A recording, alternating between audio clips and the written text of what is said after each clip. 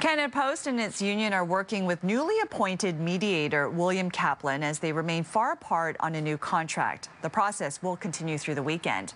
The union served 72 hours notice of job action yesterday. It says if no deal is reached, workers will refuse overtime for 1 day at a time on a province-by-province basis.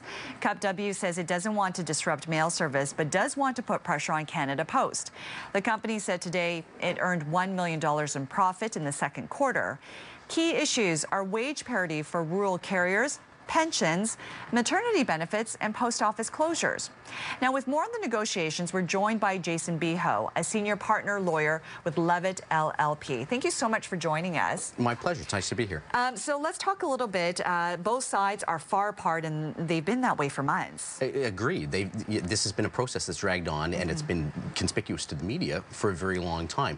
Now we've got Bill Kaplan involved, who is a very no-nonsense negotiator, arbitrator, mediator, and no doubt he's going to be working very hard over the weekend with the parties now. I expect a lot of coffee, and I don't expect many of the parties to get very much sleep over the weekend now. This is going to be a fairly intense session, I would think. It will be intense. He's a no-nonsense kind of mediator.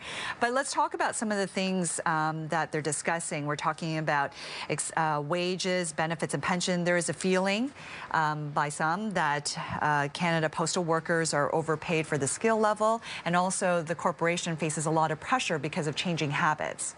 Absolutely. I mean, Canada Post now is not what Canada Post was, a decade ago or several decades ago. And a lot of what we're seeing now in terms of the defined benefit pension plan and the wage structure and the like are legacy and carryover from years ago. And I mean, I think that if we look at what is the key issue, and fundamentally, we hear it time and again, what seems to be the crux of this is the defined benefit pension plan. And for the union to be insisting, as it is, and their position is very steadfast, that we want to preserve this defined benefit pension plan for our new members going forward. Well, defined benefit plans are a thing of the past, certainly in the private sector, and increasingly so in the public sector as well. And I think that that's going to be the key battleground and the key issue in terms of trying to resolve this. There's no doubt about it that is first and foremost in everybody's mind. And so how does a mediator go into this trying to strike a balance? Because obviously postal workers are looking after its members, but the corporation has a business to run, and they're facing a lot of pressure because consumer habits are changing. Well, absolutely. I mean, we're looking at a situation where it's not the 1950s, it's not the 1970s or the 80s anymore. I mean, Canada Post, to its credit, has been able to carve out, a very nice niche in terms of parcel delivery now. The days of letter mail as a primary way of getting people their bills and correspondence and the like, that's not the era that we're living in. So, I think that everybody has to come to the table in a very realistic way.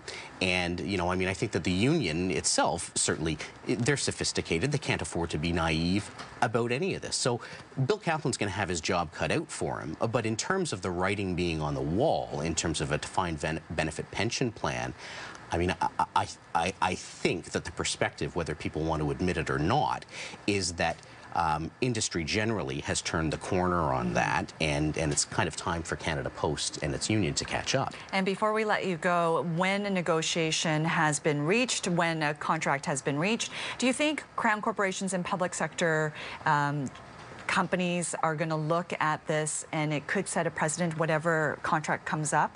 Well, I think this is going to be a real stake in the ground as far as negotiations going forward. You're talking about a union now in the Postal Service having tens of thousands of employees. So this is something that's going to be keenly watched by observers on both sides of the aisle. And there's no doubt about it that the outcome of what we see here is going to inform sort of the broader discussion going forward. All right, Jason Beeho with Levitt LLP, we thank you so much for joining us. My pleasure. Thanks so much.